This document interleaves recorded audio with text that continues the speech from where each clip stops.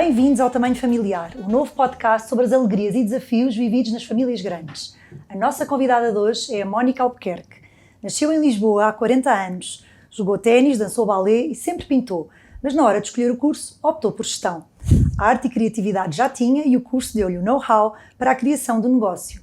Aos 30 criou a Maria do Mar, um tributo ao slow living focado na família.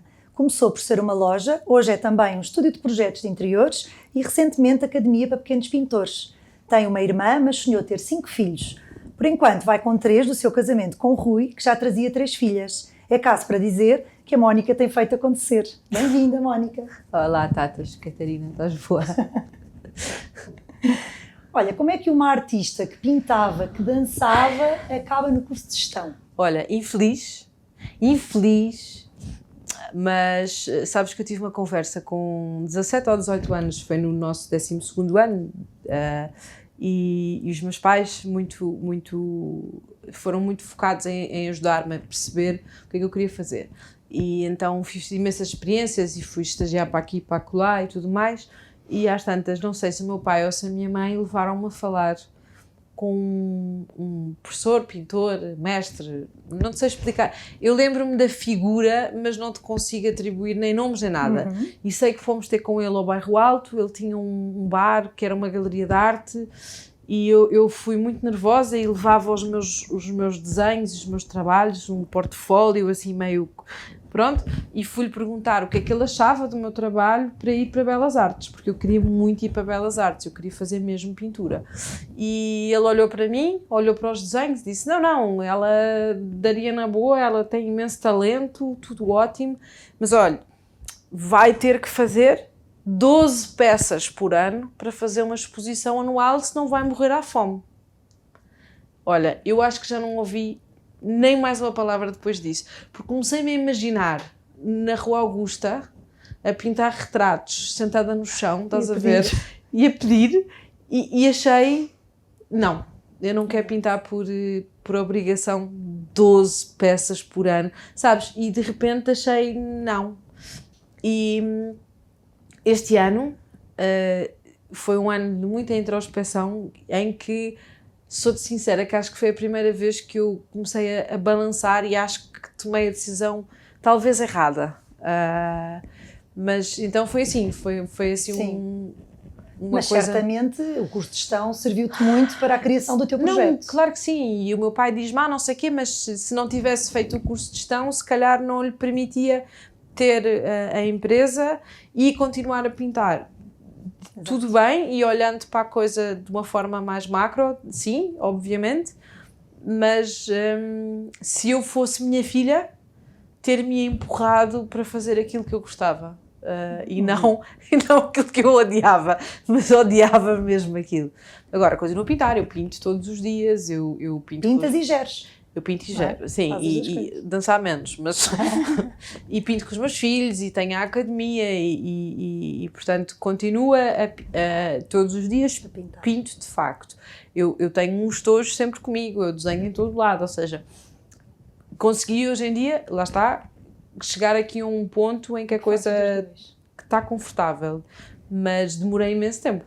A ideia inicial da Maria do Mar era ser uma loja de brinquedos? A ideia inicial da Maria do Mar era ser uma loja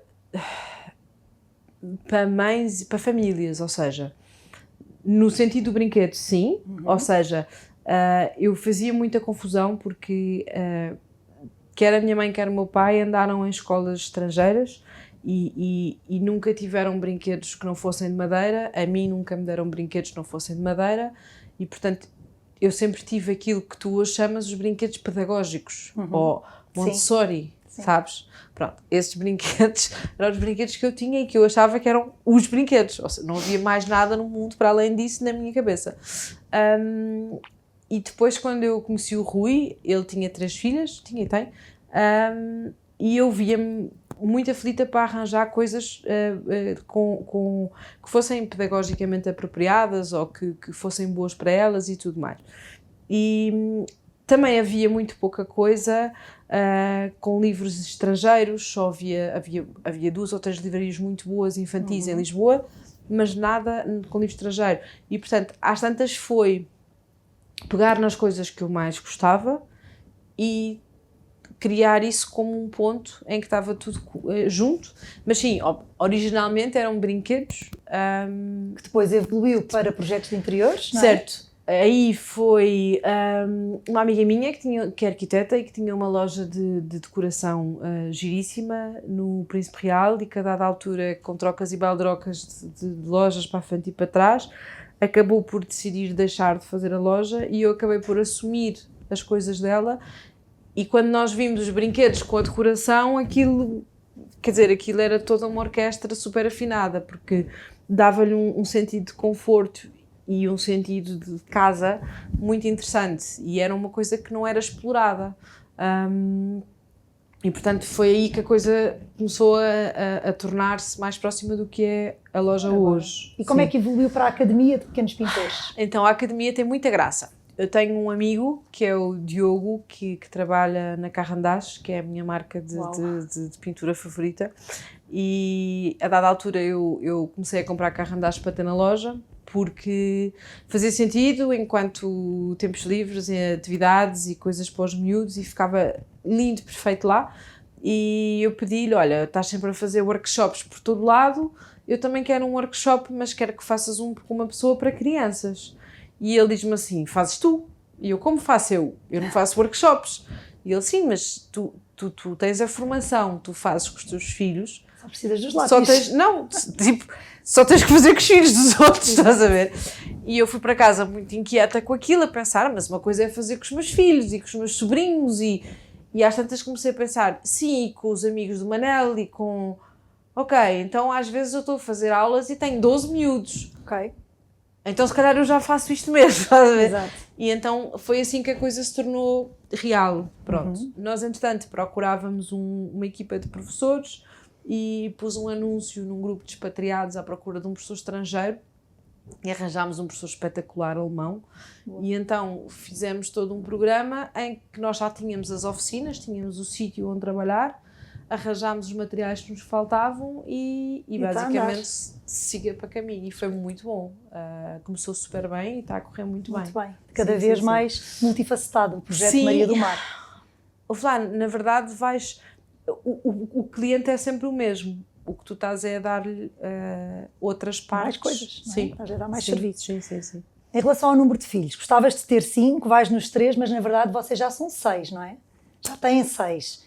Como é que é começar uma família com uma bagagem de 3 filhos, não é? Olha, quando ainda não tinhas os teus? Eu gostava de ter 5, acho difícil ter 5, sempre que faço hoje 40, mas gostava muito da miúda. Eu gostava de ter uma filha, adorava ter uma filha. Mas como é que foi começar com 3? Pronto, essa parte vai agora a seguir, mas então vou-te explicar. Um dia deitei-me e eu tinha uma casa tão gira quando era solteira, não tens noção, tinha uma vista assim de rio incrível. Eu amava a minha casa, ela era mesmo gira. E um dia deitei-me e eu era solteira e tinha uma independência gigante e fazia as minhas coisas e sei lá, tinha acabado... Sei lá, foi outra vida, foi noutra vida total. E um dia acordei e tinha 3 miúdas em minha casa. E das coisas que eu mais me lembro, para já da desarrumação, havia sapatos por todo lado, estás a ver? Mas há uma coisa específica que eu nunca me esqueço e que é super engraçado, e que eu dou sempre de exemplo quando alguém começa a trabalhar em minha casa, ou principalmente em minha casa. Eu lembro-me de um dia que o Rui se vira para mim e eu perguntei-lhe assim, o que é que vamos almoçar? Tenho que dar de comer às crianças. Eu, que não tenho filhos, achei que tipo, fazia parte. E ele vira-se a mim, fazem uma coisa qualquer. E eu vou ao congelador. Tatas, eu tinha 2 peitos de frango, que não chegava. Tinha um bocado de grelos, um bocado de brócolos, tinha... Tipo, eu não tinha comida que desse para fazer para todos, porque como eu era solteira, eu tinha tudo em doses que não seria possível. Em unidades. Sim, lá, aquilo era para mim, estás a ver? 2 peitos de frango davam para uma semana inteira de jantar, estás a perceber? E então foi quando eu percebi, ok, eu vou ter que adaptar o meu congelador e despensa rapidamente aí. Eu não tinha sequer pratos, eu tinha para aí, sei lá, 8 pratos, estás a ver? Não dava. E eu acho que aí foi onde eu percebi mesmo, oh my God, isto vai tudo ser uma coisa muito diferente. É meio estranho, porque eu sempre tive muito contacto com crianças e sempre tive crianças à minha volta. Mas de não ter, para teres a viver contigo 3, é um processo. Pois. Em todos os sentidos. E influenciou o número de filhos que em conjunto pensaram ter? O meu não. O Rui acho melhor perguntar-lhe a ele. Mas não acho que ele... Houve uma altura que ele me dizia, mas qualquer dia eu tenho 50 anos e estou a ter filhos, porque ele está a ter filhos há 20 anos, não é? Mas a verdade é que eu acho que, da mesma forma que nós pensamos quando éramos solteiras que era outra vida, é como se para ele esta relação, outra vida. Nós somos casados vamos fazer 8 anos de casados, é como se fosse também outra vida. É uma coisa meio estranha de explicar, mas é como se... É diferente, não é como se fosse cumulativamente, estás a perceber? É diferente. Sim. Tanto que vão no bom caminho, não é? Sim. Tem 3, ele já tinha 3, portanto é espetacular. Sim, e o mais novo, o Francisco, tem 1 ano, ainda é muito pequenino. Sim. E em relação à educação que pensaram dar aos vossos? De certeza que eles já tinham uma educação pensada para as filhas e... Isso é um tema super, super, super importante e eu falo imenso isso quando falo com mães. Uma das coisas que eu faço na loja é atender principalmente aos sábados. Eu gosto de estar no atendimento e gosto muito de apanhar pais de primeira viagem precisamente para falar sobre os temas de escolherem o pediatra, da educação, de escolher a escola, tipo, o que é que tu queres que os teus filhos, onde é que queres que eles estejam daqui por 20 anos ou daqui por 3 anos, estás a ver? E isso é um tema muito importante e é um tema que eu debati muitas vezes com o Rui. E eu lembro-me que malta com casamentos de outros filhos, isto é um tema a pensar.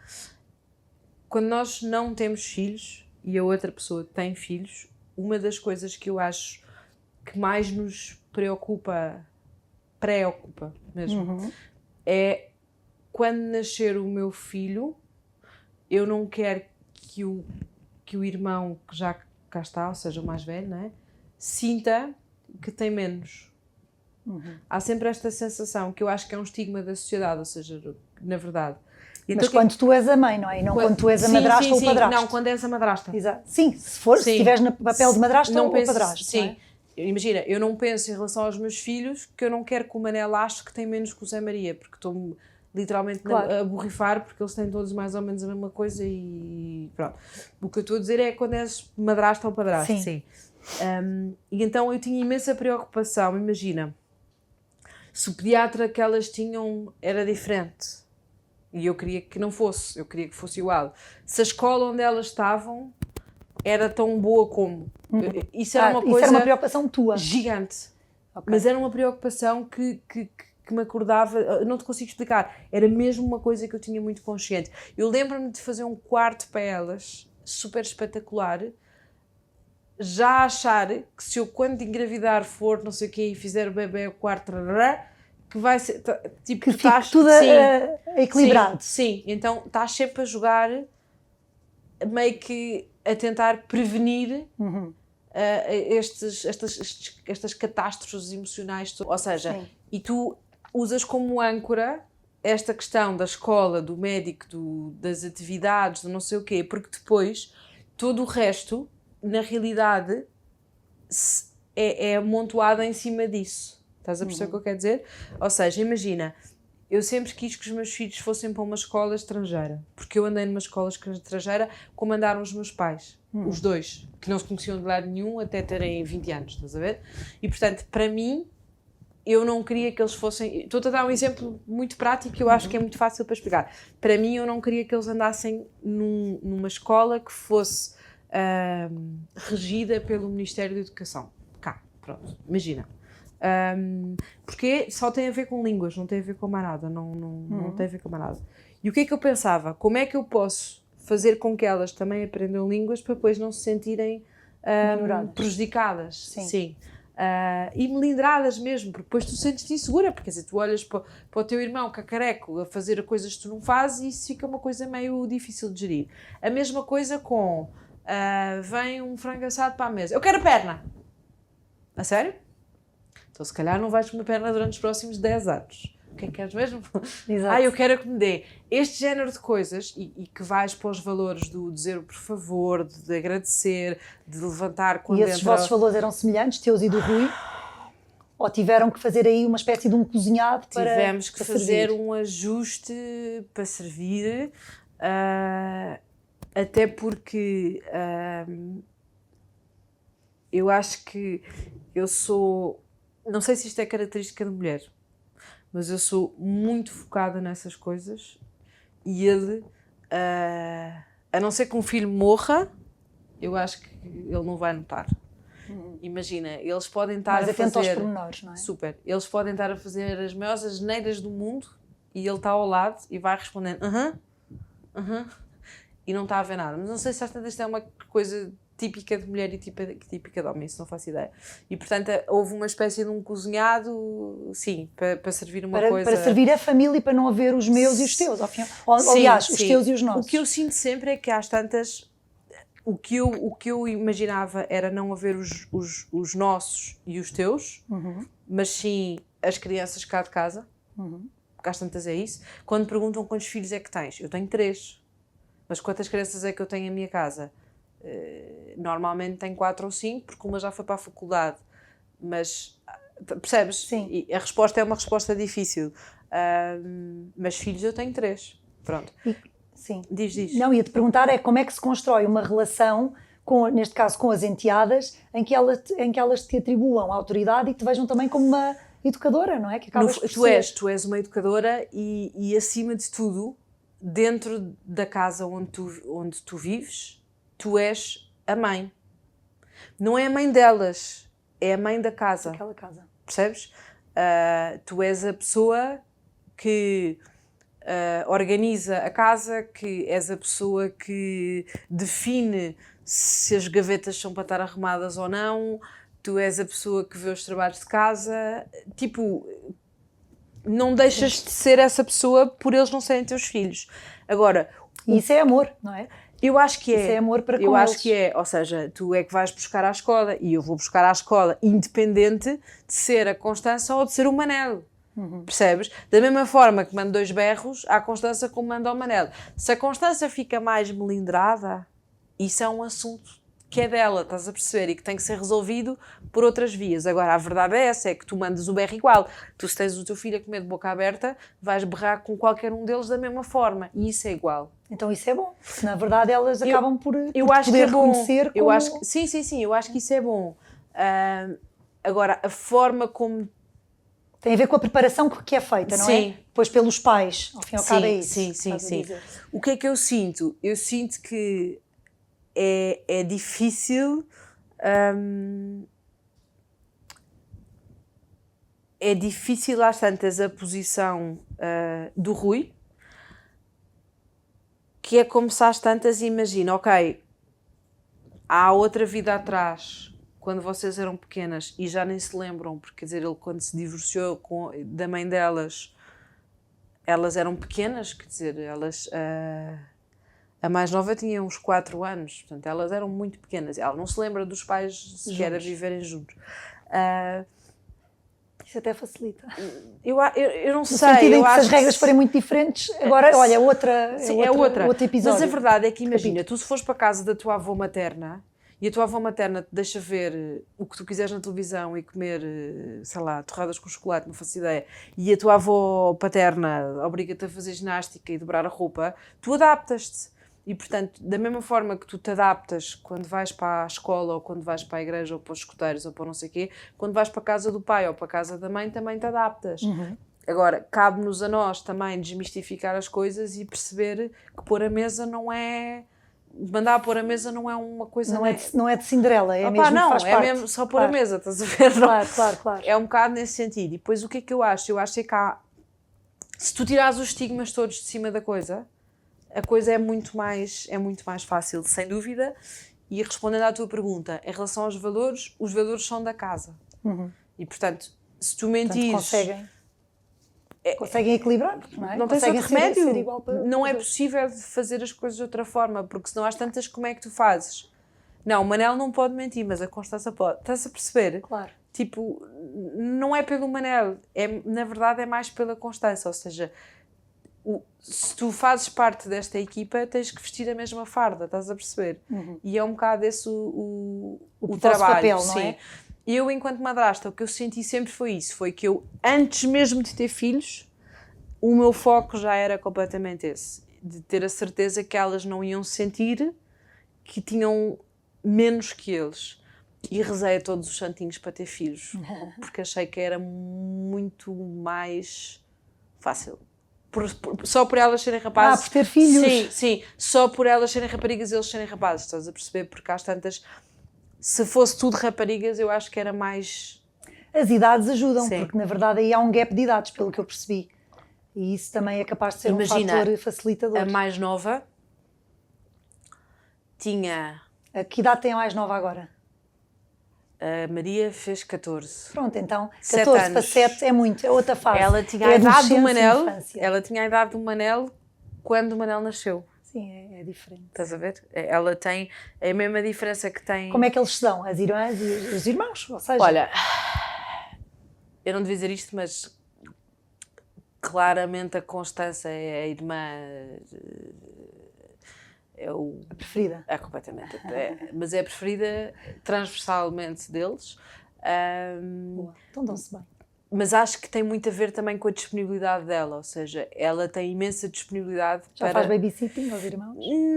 Não tem a ver com isso. Eu acho que aquilo é uma relação é muito giro, porque ela brinca com eles de igual para igual. E eles tratam-na de igual para igual. No outro dia o Manel teve um comentário super engraçado, não sei se foi o Manel ou se foi o Zazu, que nós temos uma estagiária a trabalhar connosco e todos aquela estagiária, ela tem nome, a Beatriz, é ótima, mas é estagiária no sentido em que é miúda, estás a ver? E ela tem 22 anos. E o Manel vira-se a mim e diz-me assim: oh mãe, aquela... E ficou assim a olhar para mim, porque ele não queria dizer senhora. Mas também já não era uma menina, não é? Mas também não era uma tia. Ela não é da idade das manas. Está a ver? Ele ficou assim meio confuso. Ele percebe que elas são bastante mais velhas e ele, quando quer dizer que é alguém mais velho, mas que não é adulto, diz que é da idade das irmãs, estás a perceber? Agora, claramente, a Constança, quando se senta para brincar com eles, constrói torres iguais a eles e faz as coisas. Ela tem essa capacidade extraordinária de comunicar com os irmãos, sim. A Leonor brincou muito com eles, mas já vive fora há 2 anos e, portanto... Sim, são relações diferentes e também têm a ver com a idade e com o próprio feitio de cada criança. E de cada adolescente e de cada pessoa. Sem dúvida, sim. Mónica, com miúdos tão pequenos, vocês conseguem ter momentos em casal? Não. Como é que fazem? Não fazemos. Não Eu acho fazem que estamos numa fase, ainda estou a dar de mamar, e acho que estamos um bocadinho ainda reféns do somos uma família no Covid e portanto neste momento não. E depois eu tenho uma questão que é assim, tu podes-me falar, até pode ser a pessoa ideal para falar nisso, não é? Quando nós temos mais do que 2 filhos, deixá-los num sítio torna-se uma logística. É mais difícil. E normalmente não os gostamos de separar, não é? Nós não gostamos de os separar e, acima de tudo, é muito difícil arranjar quem fique com eles todos. E eu não me posso queixar porque os meus portam super bem e tudo mais, mas quer dizer, um de 3 e um de 1 dão sempre trabalho e, portanto, neste momento eu diria que não. Ok. Não, mas para lá caminho. Lá caminho, sim. Pronto, olha, se quiseres algum dia deixar lá mais 3. É na boa, sim. Eu acho que se tens 7 mais 3 não irias notar, eu acho. Exato. Como é que é um dia típico da semana em vossa casa? Então, nós acordamos muito cedo. Acordamos às 6h20, 6h30. Neste momento, o último a acordar é o bebê mesmo, o Francisco. O bebê é espetacular. Graças a Deus, já conseguimos fazer aqui uma troca. O Manel e o Zazu acordam normalmente às 7, e portanto até lá nós tomamos banho e preparamos as coisas, temos ajuda em casa principalmente para a parte de preparar as refeições e para a limpeza, e portanto depois eu estou com eles enquanto eles se vestem. Não vou dizer que visto Manel, quando ela veste sozinha, obviamente, o Zazu também já se veste sozinho, mas estou ali a dar apoio, esfrego os dedos, para não sei quem tem mais. Depois eu gosto de tomar um pequeno almoço com eles, eu e o Rui, e o Rui leva a Manela à escola, e depois eu fico com o Zazu, que acorda o bebê, e fica a dar de mamar com o bebê, com o Zazu. Depois visto o bebê, e entretanto vou trabalhar. E eles ficam? Eles ficam com uma ajuda que nós temos em casa. O que é que eu costumo fazer? Eu, tipo, 9h20, mais ou menos 9h30 já estou no escritório, almoço do escritório, e depois, nos dias bons, às 4h30, estou com ir buscar o Manel à escola, que ele sai às 4, e depois vou com eles para casa. Nos dias maus tenho que ficar até às 7 na loja, aí vai o Rui buscá-los. Depois às 6 horas, ou eu ou ele, damos os banhos aos 3 juntos, vestimos-los, o bebê janta às 6h30, às 7 jantam os dois, entretanto eu apareço, e portanto neste momento é um bocadinho assim... E jantam depois os dois? Not really, eu acho que às tantas há um jantar que começa às 7 e acaba às 8, e que à medida que nós chegamos vamos nos juntando, pronto. Depois tens a Constança, que também aparece algures aqui ao longo disto, que tem horários sempre diferentes e portanto é um bocado um descontrole, tipo, eu nunca sei muito bem se ela chega às 7h30, se às 7, se às 6, se não tem sequer aulas à tarde, e portanto vamos nos juntando à mesa da forma que dá neste momento. Eu acho que depois do verão já vamos conseguir estar, para já porque o Francisco já vai estar a comer à mesa com os irmãos normal, portanto eu acho que aí já vai a coisa ficar mais simples. Depois eu vou dar de mamar às 8 e tal, com os outros dois, que ficam ao pé de mim, nos mimos, e depois deitámos-los todos, às 8h30 já tenho tudo deitado, e aí normalmente começo a trabalhar ou a pintar, e depois deito-me. Eu deito muito cedo, eu deito mais 10 horas todos os dias. Também consegues dar jantar cedo para ainda teres esse tempo eu e conseguires descansar? Eu preciso mesmo.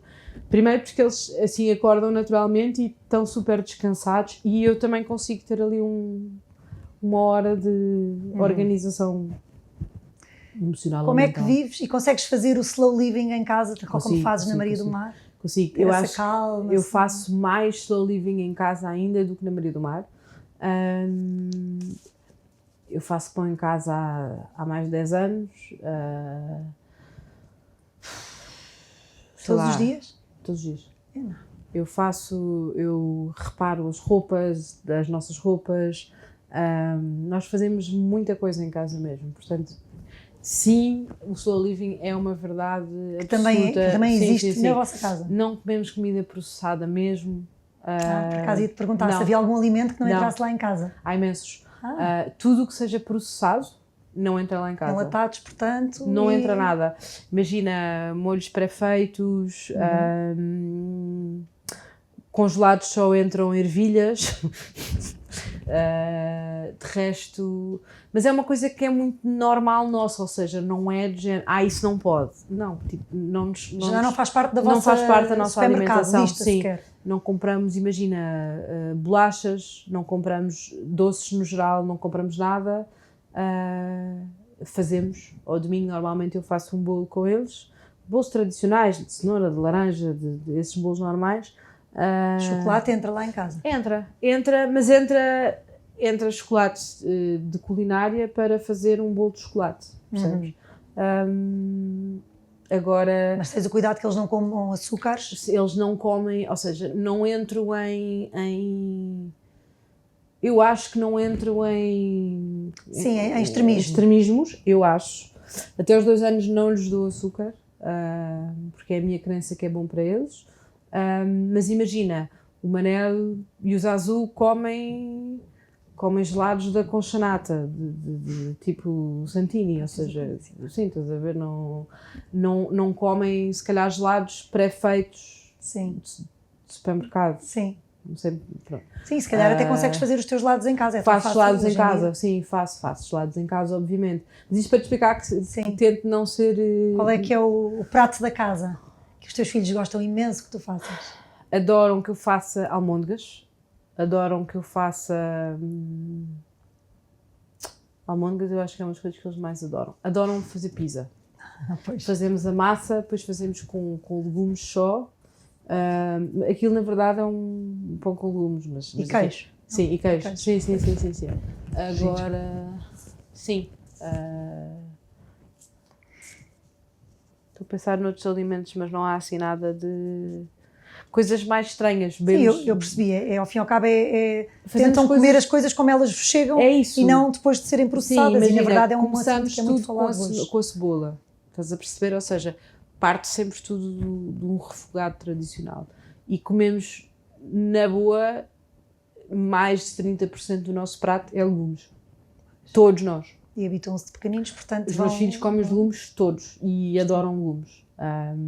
Se calhar mais até do que fruta. Pois. Eles comem mais legumes do que fruta. Sem sombra de dúvidas. Giro. Mónica, criaste um projeto de raiz que implica a tua constante presença, não é? E como explicaste aqui um bocadinho do teu dia-a-dia, sais de manhã e chegas à tarde. Como é que consegues gerir a Maria do Mar, que é um negócio que requer a tua presença constante, calculo, e os teus filhos... Física, exatamente, física. E os teus filhos, que são pequenos, não é? E que também requerem ainda a tua presença constante. Olha, isso é o maior desafio da minha vida, sabes? Eu vivo uma luta constante interna, em que tenho, de um lado, os meus filhos e do outro lado, a minha filha. Certo. Eu vou-te ser sincera, eu acho que os nossos filhos só têm 12 anos durante 12 anos. E isso só acontece uma vez. E eu valorizo isso mais do que qualquer outra coisa. Se eu pudesse, estaria sempre com os meus filhos. Não no sentido de não os pôr na escola, ou de tipo, não os quero engolir, não. Mas se eu pudesse escolher, eu faria com eles... Mãe a tempo inteiro? Sim. Não te cansavas disso? Não me cansava disso, embora queira trabalhar e gosto de trabalhar, porque isso me preenche tremendamente. Mas, claramente, eu não sou daquelas pessoas que precisa de férias dos filhos, não, de todo. Eu gosto mesmo de ser mãe e é claramente a coisa que mais me preenche no mundo. Mas também percebo que se eu não conseguir tratar e nutrir a Maria do Mar, depois isso não me permite fazer outras coisas com eles, percebes? E, portanto, é um bocado essa... dualidade, equilíbrio, ao fim e ao cabo. Esse jogo que às vezes é muito difícil. Mas é um dos maiores dramas e não falhar, sabes? A coisa de tipo, imagina, eu hoje tenho mesmo que ir buscar o Manel porque ele me pediu e faço mesmo questão de ir e eu tenho que arranjar a maneira disso acontecer, acontecer. Preparar o teu dia para que isso aconteça. Eu tenho que fazer isso, eu tenho que fazer muito planning para garantir que isso vai dar. E tiveste alguma vez fazer uma escolha entre a família e o trabalho, assim, difícil, um momento difícil? Faço constantemente. Aos sábados, quando vou trabalhar, estou a fazer uma escolha. E sai-me do pelo, da pele, é uma coisa que... Mas sai-me a mim como sai às mães da minha equipa. Ou seja, trabalhar um sábado... Também é um dia forte, não é? É um dia forte, é um dia em que nós temos imensos casais que precisam muito mais de informação e muito mais de atenção, não no sentido positivo, no sentido positivo, ou seja, que têm muito mais dúvidas e que nós, na equipa, a maioria de nós, todas nós somos mais exceto uma,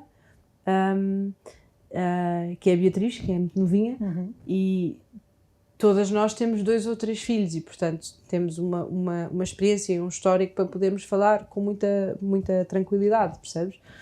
Deixam a família, mas vão dar o vosso contributo, que também é uma coisa que vos acaba por dar suporte, não é? Sim. Qual achas que é o investimento mais importante no teu caso, não é? Ou seja, na tua realidade familiar, qual é para vocês, enquanto casal, o investimento mais importante que fazem na família? Estás a falar... Ou será assim, o vosso top 3 de, olha, eu acho que isto é mesmo importante? Estamos a falar financeiramente. Sim. A escola. Uma educação. Indiscutivelmente para mim, a escola é a coisa mais importante para os meus filhos. E eu vou-te explicar muito rapidamente porquê. É a escola que lhes vai dar a liberdade de escolha. Da mesma forma que eu acredito, e foi daí que partimos da história da escola, não é? É as línguas que lhes permitem fazer o que eles gostam, onde eles quiserem. Em qualquer parte. Percebes? O Manel tem 7 anos, tem um orgulho tremendo no Manel. E fala 3 línguas, escreve 3 línguas e lê 3 línguas fluentemente. Sem ter tido aulas, nem Frolines, nem, sabes? Sem nada. Ele fala pura e simplesmente pela educação, pela forma como nós o criámos e pela escola. Percebes? Portanto, para mim a escola é indiscutivelmente o maior investimento e melhor que na vossa ótica podem fazer. Sim. O segundo maior investimento é o tempo. E o tempo é dinheiro, ou seja, eu conseguir não ir trabalhar com o Manel está de férias e os Azul, ir com eles a uma exposição, ir com eles 3 dias para o Alentejo, ir com eles para onde for, percebes? O tempo.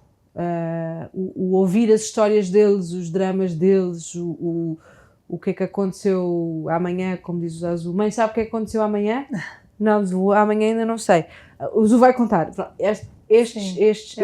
Eu acho isto muito importante. O haver o tempo para ouvir o que é que aconteceu amanhã. E portanto, para mim o tempo é claramente o segundo. Educação e tempo. Sim, a educação e o tempo. O terceiro eu acho que é o primeiro e o segundo. Porque vou-te ser sincera, são para ti os mais importantes. Não há mais nada assim, ou seja, acho que todas as competências que eles têm e os skills que tu lhes dás fazem deles pessoas mais completas e depois consequentemente mais livres. Terem educação musical é uma coisa que, se começarem muito cedo, é super bom para aprenderem a ler e para o raciocínio matemático, é uma coisa brutalmente importante para eles. O desporto, quer o desporto em equipa, quer o individual. Fazem desporto lá em casa? Fazem, toda a gente faz e pintam. Vocês também? Os pais? Sim. E o Manel toca piano, o Zazu ainda não. O Manel na escola? Aprendem na escola? Não. O Manel tem mesmo aulas de piano e que os professores acham que foi o que fez ser tão rápida a começar a ler. E se calhar também é muito bom na matemática, não é? Porque é muito a música desenvolve muito bem. Sim. E portanto, eu acho que essas coisas todas permitem com que tu chegues onde for e sabes fazer e consegues-te adaptar a imensa coisa de uma forma completamente orgânica, não é? Isso. É como chegas a casa dos teus amigos, vão todos andar de bicicleta e tu não sabes.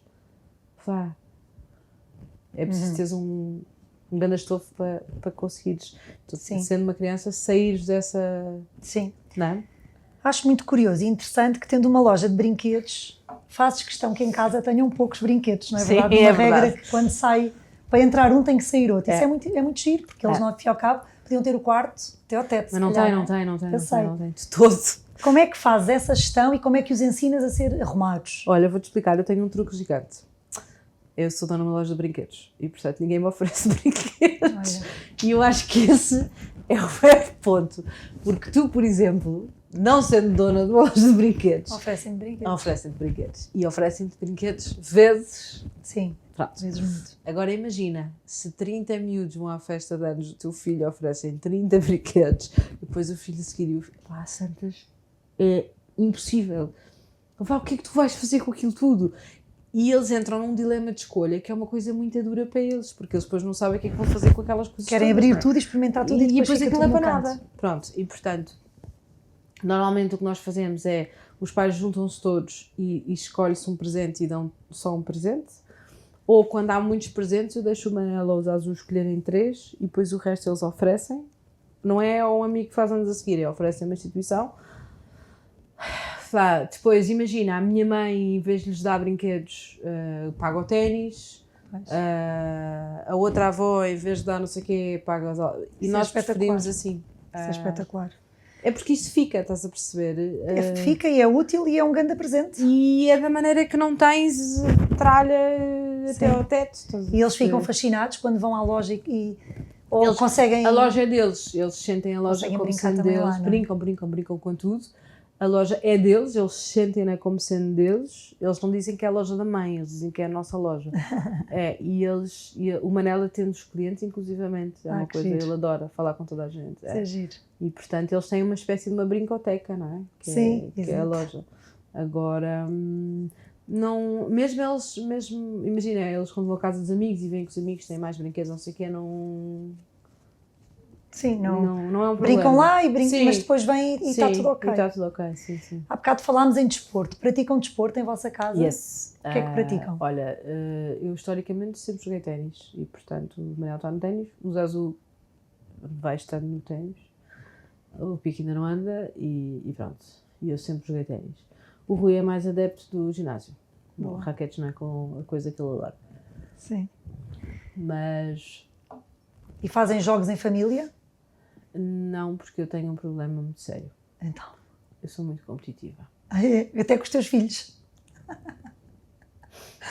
E então acabam sempre todos à batatada. Não, eu acabo moada. Portanto, jogar só Monopólio e coisas assim. Sim, soft. Sim, soft. Eu sou muito competitiva. Que engraçado. Sim, não, eu sou péssima. Não.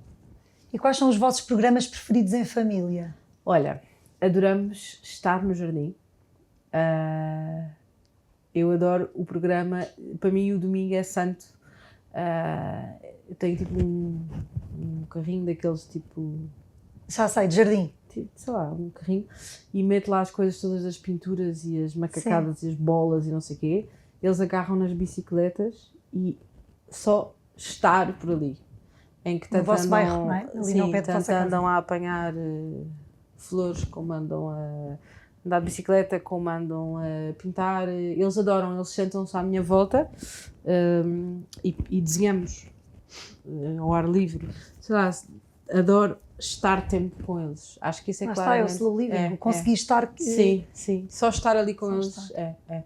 Isso para mim é o meu programa favorito. Adoro ir com eles a exposições e museus, mas o Zazu ainda é difícil. Só agora é que ele começa a poder entrar numa data de museus, porque fez 3 anos agora. O Francisco ainda não faz sentido para ele, aquilo é uma seca, é um ar-condicionado, portanto ainda não está nessa fase.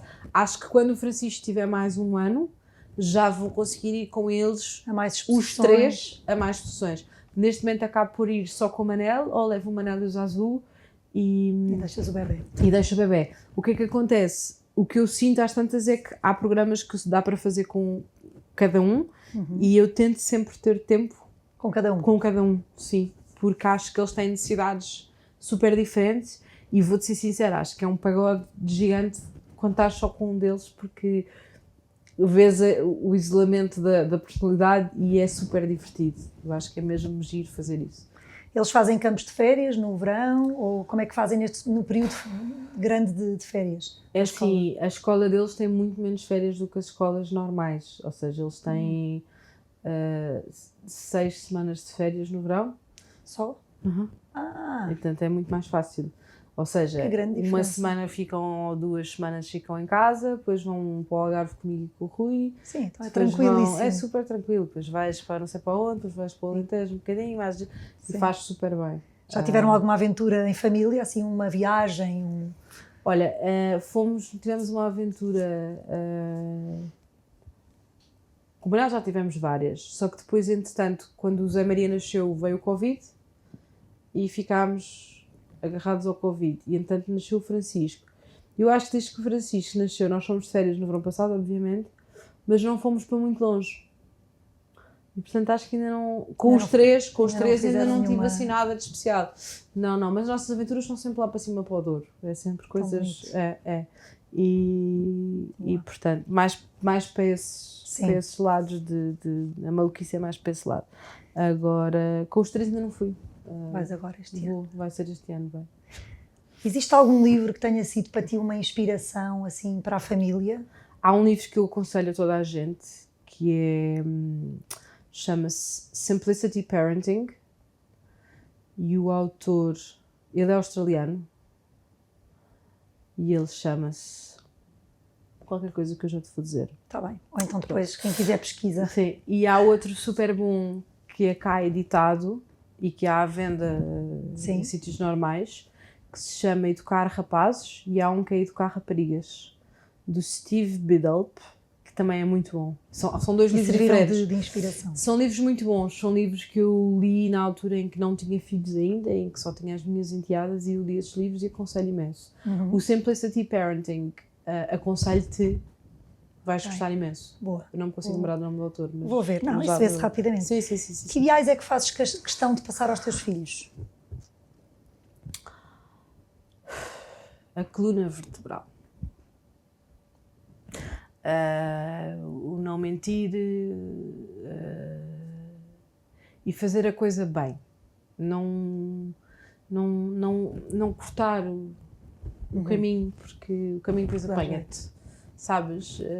Não cortar a fila, não cortar... Não acho que isso seja... O meu pai gozava muito comigo. Dizia que eu era muito British por causa da escola e dizia sempre, não sei o quê, você é completamente, if you can do it complicated, why do it easy? E isso é um bocadinho... eu acho não que escolher o caminho óbvio, escolher o caminho difícil. Difícil, sim, verdade. Quais achas que são as maiores alegrias e maiores dificuldades de ter uma família grande?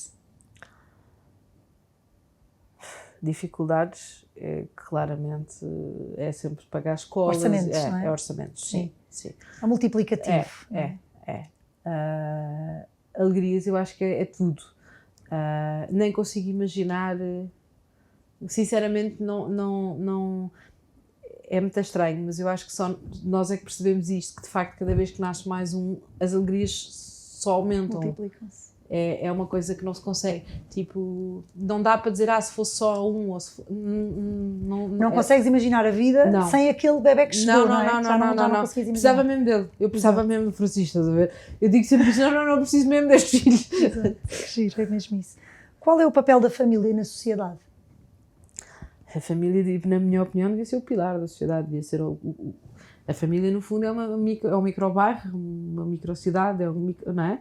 Ou seja, se todos os bairros fossem feitos de famílias que se comportavam de determinadas formas, seria um bairro igual a essa família, não é? E, portanto, eu acho que é muito a base da sociedade. E sentes que a sociedade apoia as famílias? Sinto que Lisboa tem feito um esforço nesse sentido. E vemos cada vez mais os pais a terem... Neste momento, eu diria que se quando nós éramos miúdas ter 2 filhos era o que eu considerava usual, tu olhavas à volta e a maior parte das pessoas tinham 2 filhos. Hoje em dia ter 3 é o mesmo que eu achava ter 2 na altura, percebes? Agora, acho que continua a ser uma coisa que é muito gerida orçamentalmente. Ou seja, acho que... E nós vemos isso nos clientes. Há muitos clientes que dizem, não, nós não vamos ao terceiro ou ao segundo ou o que seja, por questões financeiras. Mas não achas que as pessoas também estão um bocadinho formatadas hoje para aderir demasiado aos confortos e àquilo que podem ter mais, em vez de se darem ou de se doarem? Eu percebo o que estás a dizer. Não falo em necessidades básicas, não. Eu percebo o que estás a dizer, mas acho que a tua escolha, cada vez que tu escolhes engravidar ou que te permites engravidar, porque na verdade é a mesma coisa, se tu te permites engravidar, estás a escolher que se vier, tu queres, não é? Claro. É preciso tu gostares mesmo de ser mãe. E eu acho que é preciso tu gostares mesmo de dar banho e de limpar ferida e de limpar ouvidos e dar fraldas. Sim. E só mais uma. E eu acho que é um perfil que não é para toda a gente. Então muitas vezes as pessoas não têm mais, não é porque não possam, é porque não querem. Sim, não é? Eu acho que sim. Não sei se é pelo conforto ou se é pura e simplesmente porque... estava a faltar a palavra. Quando tu queres ser professor ou quando queres ser médico, tens de ter vocação. Uma vocação. Pronto. E eu acho que tu, para seres mãe, também tens de ter vocação. E quanto mais filhos tens, na verdade dá menos trabalho, mas quem só tem um não consegue ver isso porque nós vimos, porque nós já lá estamos. Percebes? Sim. Tu tens 3 filhos em casa, não tens que os entreter, porque eles entretêm-se eles próprios. Tens um, tens que andar sempre atrás dele, não é? Sim. E é o teu foco principal. Não é? Sim. Boa. Olha, em conclusão, vou-te fazer 3 perguntas, às quais peço assim uma resposta sucinta. Que conselho é que darias àqueles que te julgam louca ou te admiram a coragem de apostar na família? Eu acho que... Caramba, é uma loucura tão saudável. O que é que a família que tens construído te trouxe? A vida. Eu acho que os meus filhos são a minha vida. Indiscutivelmente. E tivesse eu agora a fazer 30 em vez de 40, estava até aqui a dizer que queria ter mais 5 filhos. Estás a ver? Um bom balanço. Uma palavra que define a tua família.